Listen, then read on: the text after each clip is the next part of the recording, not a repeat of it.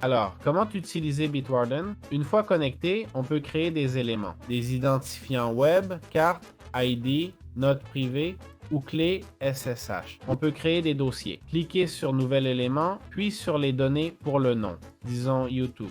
Ici, on met le nom d'utilisateur, test, le mot de passe. Vous l'inventez? Non. Mettez le vôtre et toutes ces infos. J'invente pour des raisons évidentes. Et ici, on met l'URL youtube.com. On peut ajouter d'autres sites si on a les mêmes identifiants ailleurs. On clique sur Enregistrer. Il demande si on veut sauvegarder. Évidemment, on dit non. Pas logique de l'avoir dans Brave et ici aussi. C'est un double risque. Ici, si on clique sur les 3 points, on peut éditer, copier, etc. On peut aussi créer de nouvelles organisations. Si on veut partager des données, on peut utiliser l'extension. Avec l'extension, certains sites remplissent auto les infos de connexion. On peut utiliser envoyer pour des textes ou fichiers.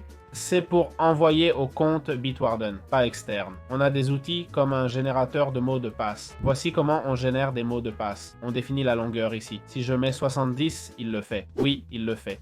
Le voilà. Je ne sais pas si c'est 70 ou 700. Suivant, 128. Je peux choisir les caractères, majuscules, etc. Je peux définir un minimum de chiffres ou de caractères spéciaux. Je peux créer des phrases de passe, des phrases, ou choisir le nombre de mots ou l'identifiant.